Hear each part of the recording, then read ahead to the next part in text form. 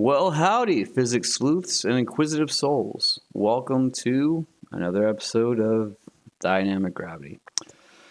So, in this episode, I thought I would derive the math of dynamic gravity to prove to all the haters that I didn't just make this stuff out of nowhere. Although, technically, I kind of did. But by deriving it, I legitimize it and give it validation. Because when you derive something, you're equating it to other known and proven formulas that are substituting for this or that. And if you can start at one point and make a big circle and come all the way back around, you know you're good. And that your math is at least valid in the way that you think it is, and to a certain degree. So, let's take a look here. Here is a derivation that was done. I pulled this off Arvex for peer review papers. And this is deriving Einstein's E equals mc squared, as you can see. And you see, they start, with this equation, which I've never even seen before. I don't know what these guys are coming at. And it quickly turns into this, which is just a bloody mess. And they simplify it a little bit, but it's still pretty ugly. And they start throwing, cosines in there and angles. And, it just starts looking so ugly so quickly, right? And it just doesn't get any better anytime. It just keep going from this. This is a very complicated derivation, I would say.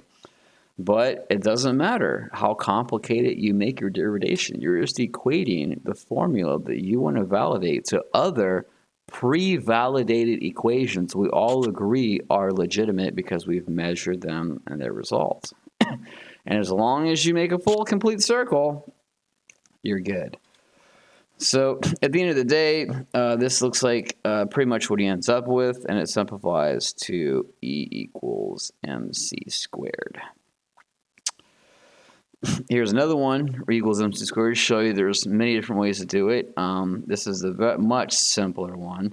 It starts with momentum. P is equal to energy divided by c, the speed of light. I don't know what equation that's for, but it turns into this. And then they say, well, P is also equal, momentum is equal to mass times velocity, which the velocity would be the speed of light for a photon. So now you've got P is equal to mc times whatever. Put it all together, you end up with E equals mc squared. Same finishing point, but they went through a completely different loop. But as long as your loop connects, you're good. That's the overall point. So let us take a look at what I've got so far. Here is a paper that I have just written, just completed writing. I actually started writing this paper a long time ago, like 10 years ago, but let's not get into that now. And I tried to get this published for peer review, but unfortunately, kiddos, I'm a black sheep in the world of science. I am. All mainstream scientists hate people like me. Back in the Middle Ages, it used to be that the barrier to practice science was you had to speak Latin fluently because all science was done in Latin. And this was done because, the scientists, the elite, the best of us, everyone we want to be, they don't want our opinion, a commoner's opinion, a peasant's opinion, It just muddles up everything and ruins all the work that they spent hundreds of years trying to do, even though maybe we could do it in decades instead of hundreds of years if we allowed everybody to contribute. But they don't care about that. They just want their own opinions to be validated. So it used to be speaking Latin. Nowadays, you got to be a member of academia. You got to have at least an academic email, which is not easy to get. I'm trying to find some way to publish, but believe me, I've spent countless hours working on this, and I've gotten nowhere so far. Like nowhere. It's remarkably hard to have a voice in the world of science when you're not a member of academia. And I understand why they want it like this because when I, talk to people about my theory of gravity, they're like, yeah, I don't care. Let me tell you my theory of gravity. And I'll be like, okay, I'll listen to your theory of gravity. Tell me how you think it works. And I mean, they'll just go off on stuff that just goes completely against physics. Like, I remember one guy told me gravity was because, like, all the air molecules above you were in a wedge going up infinity and they were pushing down, and that was the force of gravity. And I'm like, cool, bro, but it doesn't work in space because there's no air in space. So how do you rectify that situation? And he's like, well, you're just a hater. And I'm like, okay, so you can't explain a thing, and now you resort to just whatever. So I understand why they have these bars that have to be crossed because there's a lot of crazies out there who think they know what they're talking about, and I assure you they don't. But on the flip side of the coin,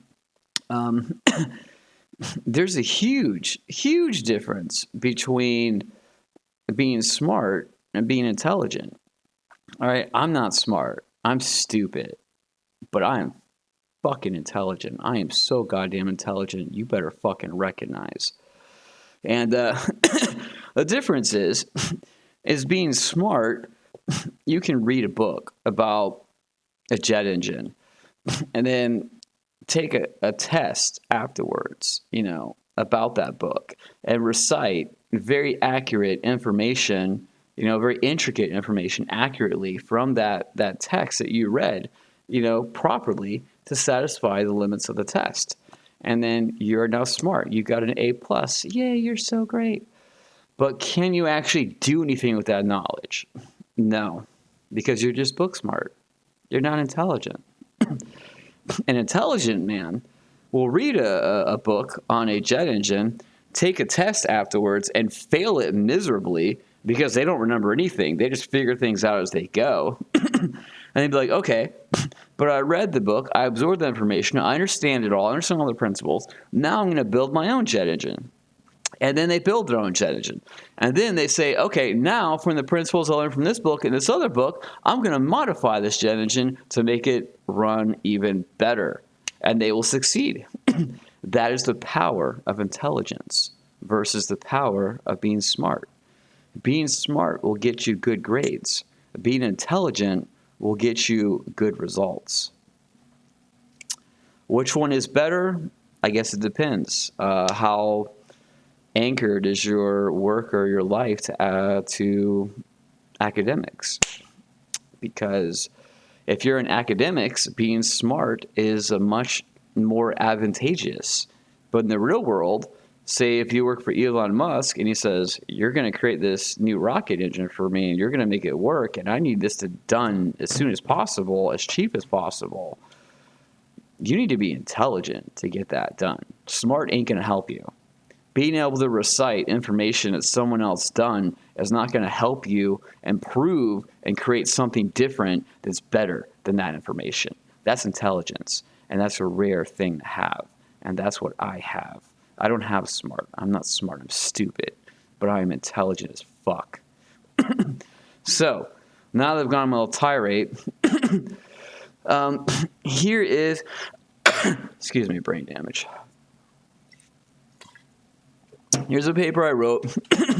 In this paper, excuse me, it explains everything I've got so far, mostly regarding my theory of gravity. I consolidated it all and put it all in a nutshell very nicely and very easily to understand for the layman terms. And as you see, it's only like a few pages long, but there is so much stuff packed into this. It is insane. And I'm going to put this paper into every single video that I upload, the description of every single video, so anybody can look at it. So if they want to say, hey, this guy sounds like he might know something, but I don't know, read this paper, then you'll know everything. All right? So we go through derivation, right? here's the formula that we want to derive. This bad boy right here. Now, some of you that might care might notice this formula has been altered from the last time I posted it. And I give props to you. You're an amazing individual. I love you. And yes, it has. There was a problem with the math. There's always problems with the math and when the formula is not complete. And that's what I've been hashing through in real time, as you guys can watch me. If you go back to my first videos where we're at now, you'll see my math is completely different and I have completely different confidence in it. And that's because at the time, I knew that I was probably on the right track, but I wasn't 100% certain. But I hadn't figured out how to make the math work yet. Now I have. Now I have everything sorted out. I can calculate in exact newtons exactly how much dark matter is between this galaxy and that galaxy, whatever. And I can calculate dark energy. I can calculate everything, all of it, everything. It's all good. But you notice I added this little ratio right here of G1, which is the smaller object or celestial body, divided by G2, which is the larger object or celestial body of whatever you're trying to calculate. And the reason why this has to be, and I always knew this had to be, so from the beginning of my theory, I knew that density and mass were intricately linked in the gravitational constant, and that the gravitational field emitted by something, say as small as a tennis ball, was not going to be equal to something like, say, the Earth. Even if you blew the tennis ball to where it was the mass of the Earth, it would not be the same. It would be different. Things would not work the same. So basically, if we don't have this ratio into the formula, if you were to hold a tennis ball in your hand, or even you for that matter, and on the Earth's surface, according to this formula, it calculates you would shoot up into space for quite a while until equilibrium is met. Because you're so close that you're at the limit where even as small as you are, the positive gravity would take over. But of course, this is not accurate. We know this isn't right. So the way it's always been thought of me is the more powerful the gravitational field is, the more positive gravity it emits, and hence the more it will resist the negative gravity of another celestial body, like, say, the Earth. And so when you put in this ratio where, if you have a very small object next to a very large object, you're going to have a very, very small number here. And you times a very, very small number by this, and you get a very, very small number, which means that, your modifier gravity ratio here is going to be null. It's not going to really affect it a whole lot. I mean, maybe a smidgen if we're going enough, powers over, enough decimal points over, you'll see something. But for the most part, real world stuff, it's going to be negligible. And this is the way it's got to be. So this is the final completed formula, I do believe. I've used this to calculate everything, and it works out perfectly, I must admit. So using this formula, also one more thing, kiddies. You see, this is not completely simplified out. We can simplify this G2 with this G2, cancel out, and then what you actually end up with is K times G1 divided by R squared. So in reality, what's most important here as far as dark energy, what we're really calculating with this formula, is the smaller object, not the larger object. The smaller object is going to determine what's going on in this system. The larger object is the system itself from a standpoint, with a smaller object as the thing interaction with the system itself. And that's what determines what your end result is going to be. I hope that makes sense to you. All right, so if we go over here, simple derivation. We've got force of N. This is equal to force of N. Force of N is force of Newton, in my theory, the way I describe it. And if we go up far enough, we will see this is force of N. It's just Newton's law of gravitational, gravity. That's all it is. That's all it is. Force of N right there. Okay, so force of N is equal to force of N. It's a valid statement. Force of N times 1 is equal to force of N times 1. Yep, that's true too. Force of N times 1 simplifies to just force of N. Now, we got force of N times 1, which we've now turned into K times G1 times G1 divided by K times G1.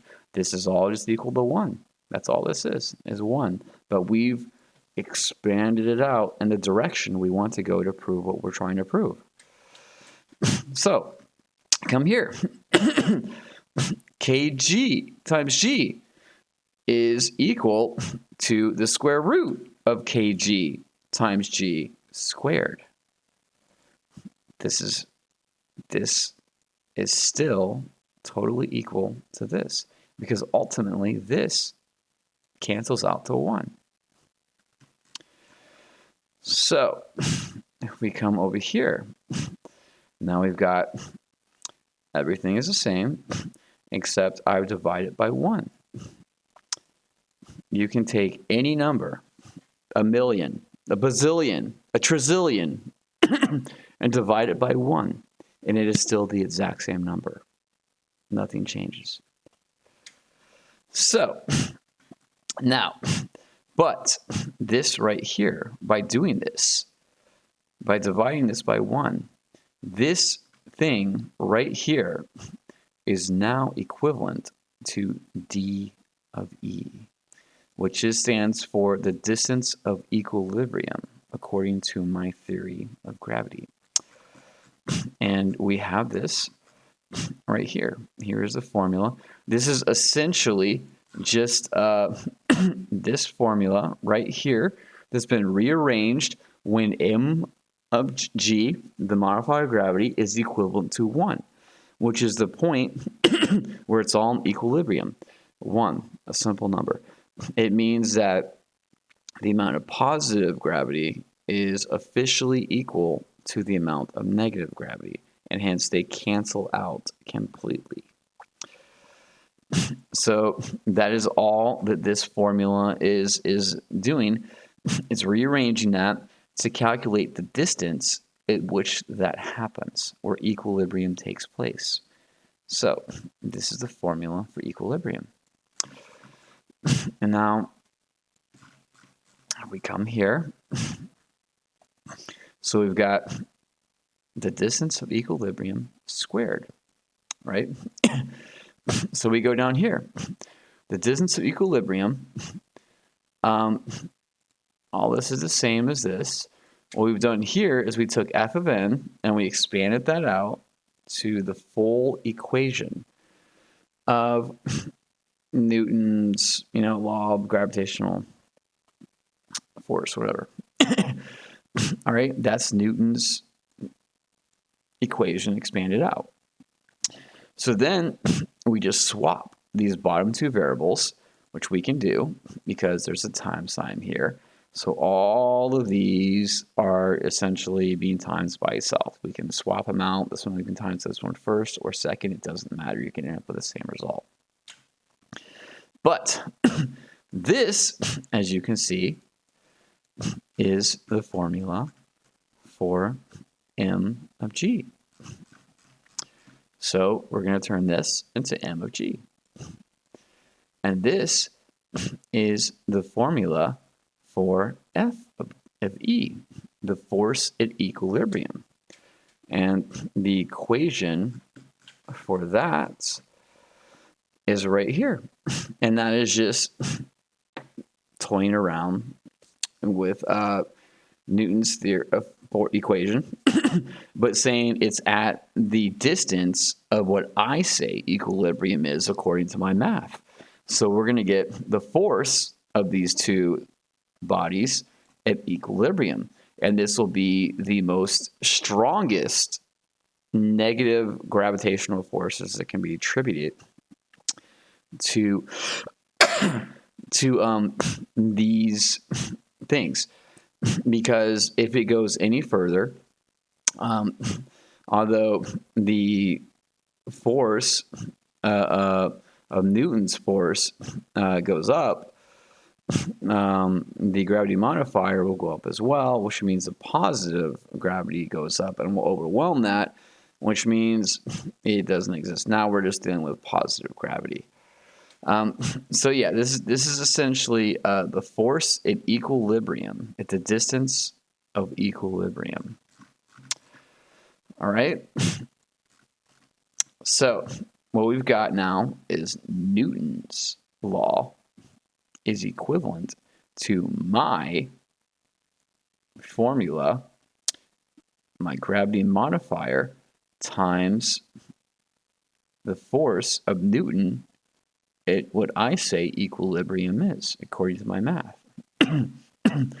And we move things around, and what we've got is that m of g, the modifier of gravity, is equivalent to Newton's force divided by the force at equilibrium.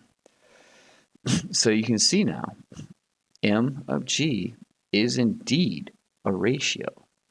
It absolutely is a ratio that involves Newton's law, Newton's force. And it's relating how far out of equilibrium the system is from its maximum potential. That's what this m of g represents. And when I times it by Newton, what I end up getting, if we go to another formula, right here, if we times this number, my modifier, we are now getting the true gravity calculated from how far it is out of equilibrium, minus, of course, the negative gravity. So this is the maximum amount of positive gravity minus the negative gravity, which is Newton's gravitational law, which is going to give you true gravity, or the full force. So that pretty much is it. That pretty much sums it up. And this is, a proof, scientific proof, mathematical proof that when I use my formula that I created based upon Coulomb's law, which governs the interaction of the electromagnetic force between atoms, it is indeed exactly what I think it is, a ratio of the system between where it's at now versus where it could be at or should be at or wants to be at in equilibrium. And between that and minusing that from Newton's calculated force, we get true gravity of how much gravity something actually has. And like I say, this this holds true. I've done the calculations for to explain dark energy, and it works. And with the exact same assumptions that are being made about what's going on, they also explains all of dark matter. So it explains both dark matter and dark energy. They're no longer a mystery. I can calculate them. They're no longer a mystery. At least not to me. To mainstream science, they might be a mystery, but that's only because they don't want to hear what I got to say. So, that is pretty much the summation of everything as far as deriving the math. I hope you have learned something today, and I hope you now at least believe me when I say that my theory of gravity is legit. Whether it's right or not, time will prove.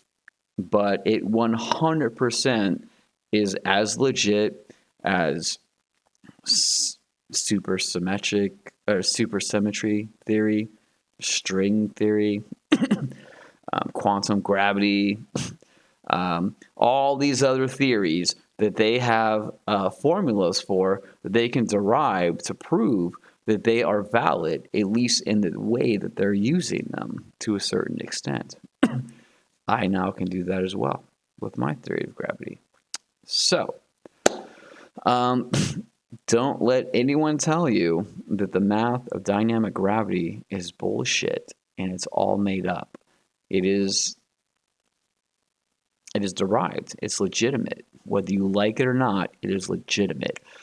And I have to admit, when I first made this theory of gravity, and I first made the math, I wasn't entirely convinced that I was on the right track. I was like, man, I gotta go all the way down to rock bottom of this rabbit hole to find out if this is the way or not. And the further down this rabbit hole I go, the more all the pieces are fitting together in the exact way that I need them to explain everything as we have observed and verified it to truly be. So I'm more convinced now than ever that my theory of gravity is correct. I hope that one day soon I'll be able to publish my theory of gravity, and that it will get, scrutinized by other scientists who will undoubtedly absolutely hate it and want to discredit it because it's not their ideal. I've already had this done. I remember when I first came out with this theory of gravity, there was some bigwig from the top guy from Harvard, and he was doing a speech at our university. And I went up after him and said, hey, I got my own theory of gravity, man. I want you to, just review it and tell me what you think. And I explained it to him, in a couple of minutes. He indulged me. And then he looked at me and he said, wow, it sounds like you might be onto something. But I absolutely cannot help you because I have dedicated the last 20 years of my life to the Mons theory of explaining dark matter. And it would absolutely break my heart to find out that I wasted my entire life pursuing a theory that was bullshit and was not true.